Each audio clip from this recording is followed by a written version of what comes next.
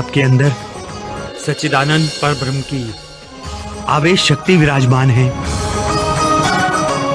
तो मेरे लिए आपका स्वरूप भी प्रियतम परब्रह्म के समान है। क्योंकि अग्नि में तपने के बाद लोहा तो अग्नि का स्वरूप बन जाता है।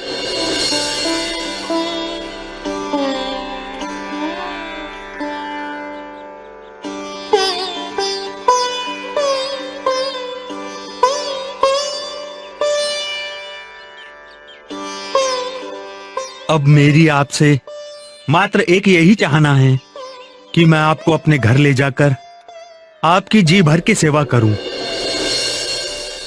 और अपना जीवन सफल करूं। वहीं रहकर आप ब्रह्म ज्ञान का अमृत सभी को पिलाइए। बस यही प्रार्थना है।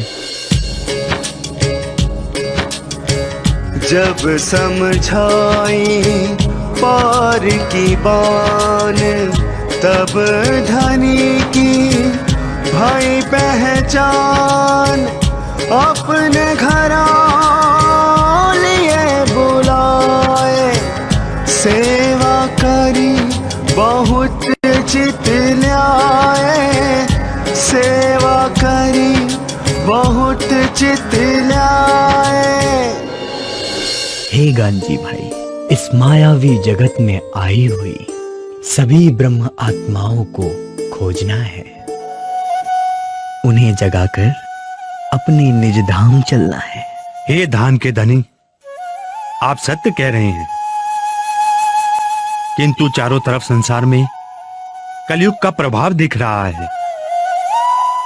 सभी मनुष्य सांसारिक चाहनाओं एवं चिंताओं से ग्रस्त हैं। कमाने और खाने में ही उनका सारा जीवन समाप्त हो रहा है। आत्मज्ञान की जिज्ञासा किसी के भी हृदय में नहीं है। ब्रह्म ज्ञान की ये गहनतम रहस्यमयी बातें कौन सुनेगा, कौन समझेगा और कौन मानेगा? आखिरकार ब्रह्मात्माओं ने भी तो यही त्रिगुणात्मक शरीर धारण किया है। तुम उसकी चिंता ना करो गांजी भाई, क्योंकि इसकी व्यवस्था भी धाम के धनी ने कर ली है। चूंकि दुनिया चमत्कारों को ही सत्य मानती है, इसलिए यहाँ कई तरह के चमत्कारी लीलाएं होंगी। ब्रजरास एवं परम धाम की दिव्य लीलाओं को प्रत्यक्ष रूप से दिखाया जाएगा। उन चमत्कारिक लीलाओं की बातें सुनकर यहां सभी आत्माएं आएंगी। फिर मैं उन्हें तारतम ज्ञान सुनाऊंगा। कांजी भाई, चमत्कारिक लीलाएं तो उन्हें मात्र आकर्षित करने के लिए हैं, किंतु यहां सबसे महत्वपूर्ण है तारतम ज्ञान, क्योंकि इसी से उन्हें अपने निज घर, निज स्वरूप एवं धाम के धनी की पहचान हो पाएगी। आप धन्य हैं सद्गुरु महाराज। आपके चरणों में मेरा कोटि कोटि प्रणाम।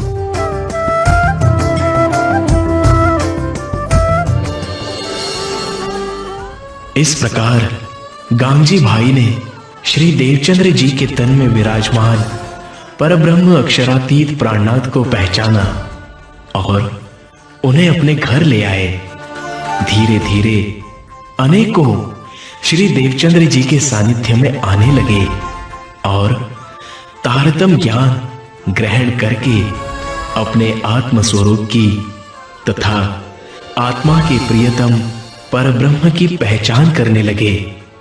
इसी सिलसिले में भोजनगर के हरिदास महाराज जी ने भी उनके तन में विराजमान धाम धनी को पहचाना और उनसे तारतम ज्ञान ग्रहण किया। इस बीच संवत 1675 कृष्ण पक्ष में अश्विन मास की 14 प्रातः 9 बजे दिन रविवार को नौतनपुरी के दीवान केशव ठक्कर के यहां मारू को मिले वरदान स्वरूप श्री मिहिरराज ने जन्म ले लिया था। संवत 1675 अश्विन कृष्ण चतुर्दशी अवसर, दिन रविवार सुबह की बेला, नौतनपुरी में हर्ष का मेला। मारू का वरदान फला है, ठक्कर कुल का भाग्य जगा है। मिहिर राज जन में सुखदाई, पितु केशव माता धन बाई।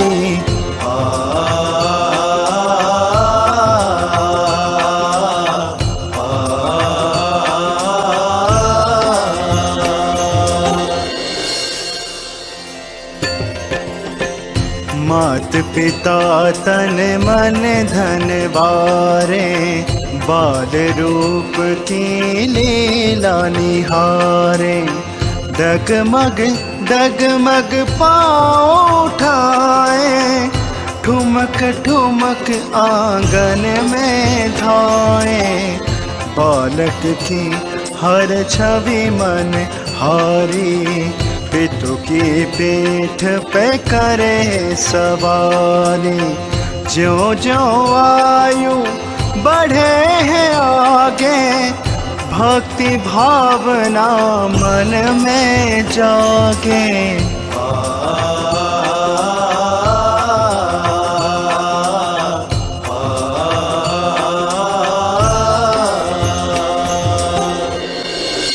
ये ही मिहिर राज आगे चलकर प्राणनाथ के नाम से प्रसिद्ध हुए।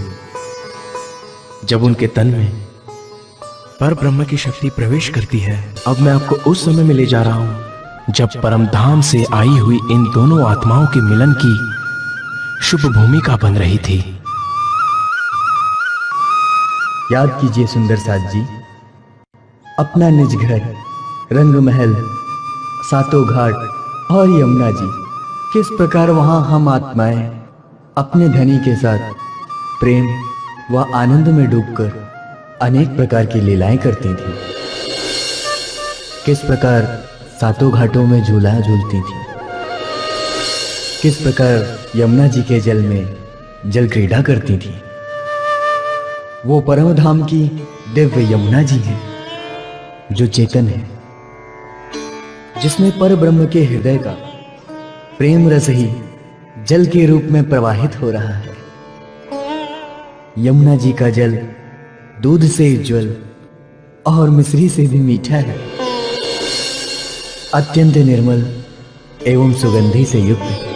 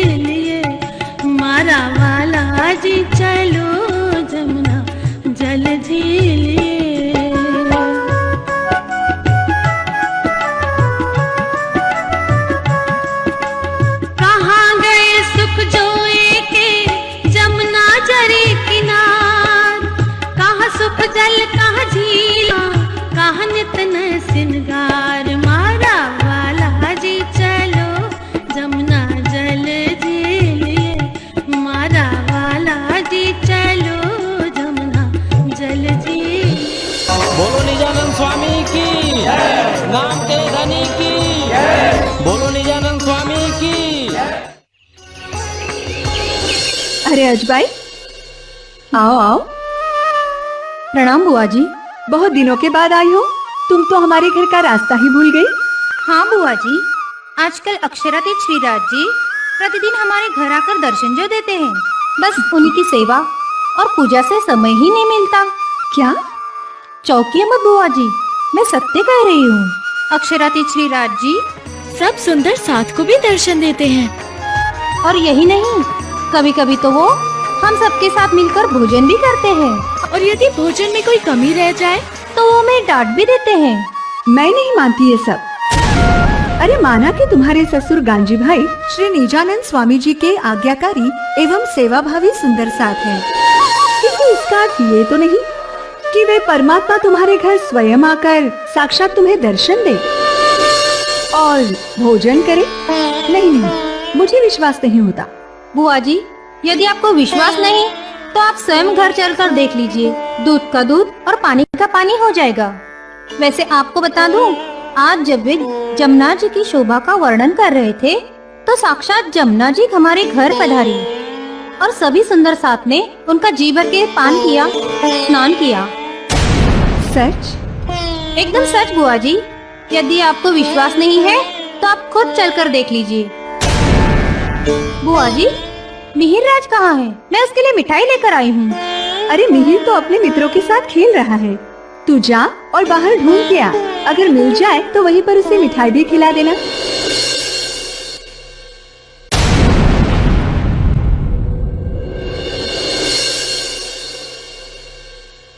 मिहिर राज, मिहिर राज।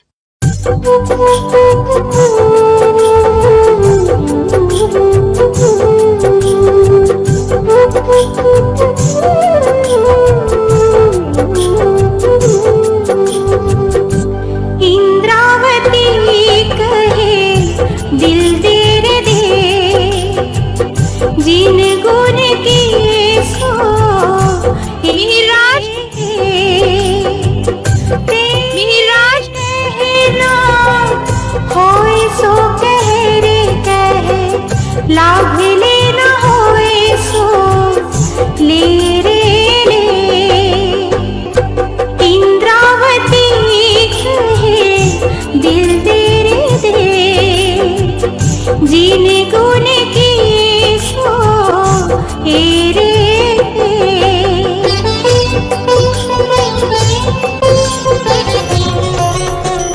प्रणाम दीदी। सदा खुश रहो, यशस्वी बनो। सो तो मैं आपके आशीर्वाद से हूँ, लेकिन यदि आप मुझे अपने हाथों से मिठाई खिला देंगे तो मैं बलवान भी बन जाऊंगा। हाँ।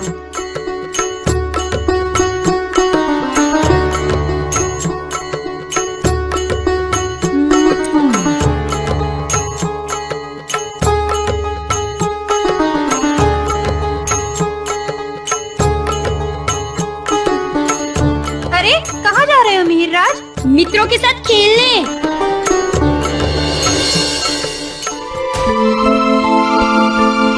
अरे क्या बात है, आज तुम बड़ी ही सुंदर लग रही हो, एकदम कृष्ण की राधा की तरह। आप भी ना। राधा रानी कहाँ और मैं कहाँ? ऐसा मत कहो पद्मा, सुंदरता का कोई पैमाना नहीं होता। सुंदरता तो सुंदरता होती है। जैसे राधा निर्मल मन और सौम्यता की मूरत, तुम भी उन्हीं की तरह हो। बस भी कीजिए, आप तो कविताएं करने लग गए। हमको देर नहीं हो रही है, चलिए। अरे हाँ, मैं तो भूल ही गया कि हमें राधा कृष्ण जी के मंदिर जाना है। चलो जल्दी चलो। ओहो, मेरी प्यारी देवरानी को इतना सजा धजा कर कहाँ ले जा रहे हो देवर जी? हम कृष्ण जी के मंदिर जा रहे हैं दीदी। ये तो बहुत ही अच्छी बात है। अरे हाँ, मैं आपसे देवर जी ये कहने के लिए आई थी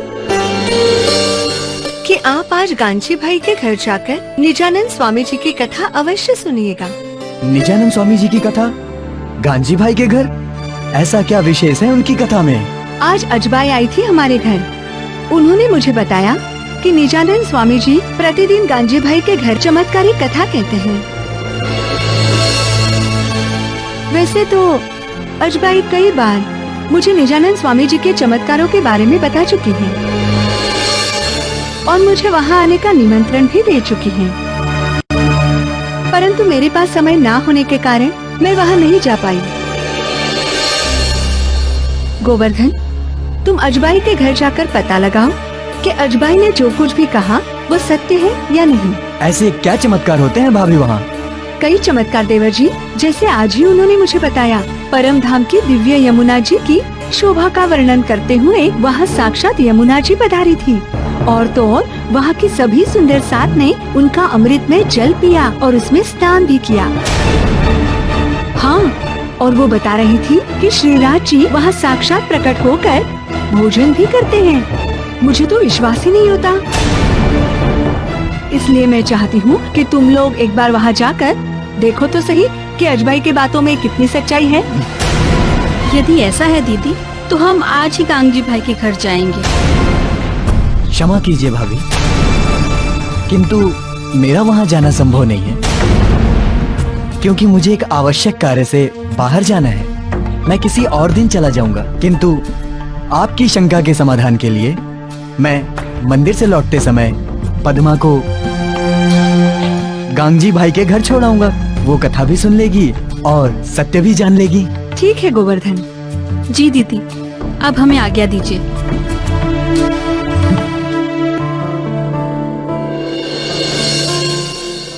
प्यारे सुंदर साथ जी, हम सभी परब्रह्म अक्षरातीत श्रीराज जी की आनंद स्वरूप आत्माएं हैं,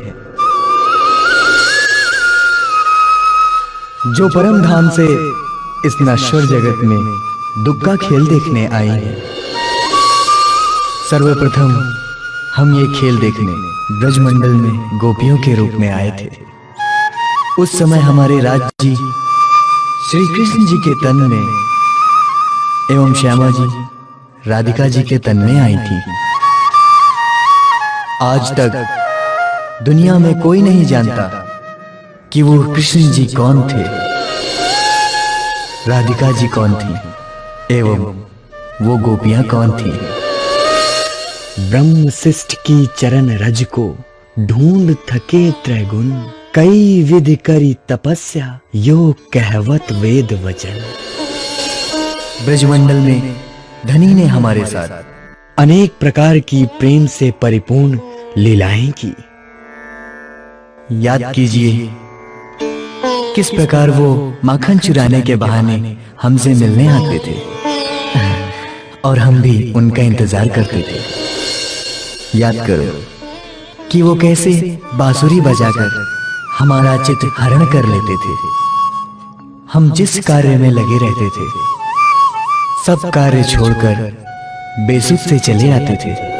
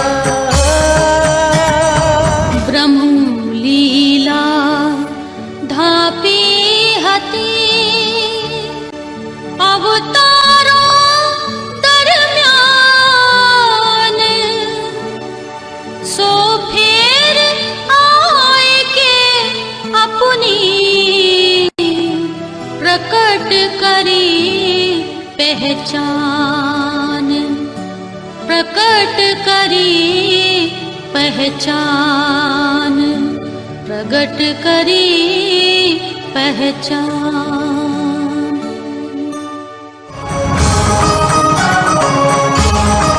बोलो निजानंद स्वामी की, धाम के धनी की, बोलो निजानंद स्वामी की।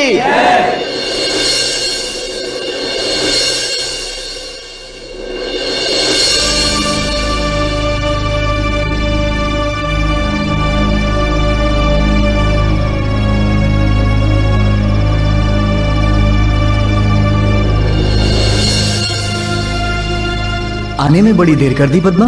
जी स्वामी, निजानंद स्वामी की कथा सुनने में मैं इतनी मगन हो गई कि मुझे समय का कुछ आभास ही नहीं रहा। इसका अर्थ ये है कि अजबाई सत्य कह रही थी। जी, वो बिल्कुल सत्य कह रही थी। आप जानते हैं, जब मैं वहां गई तब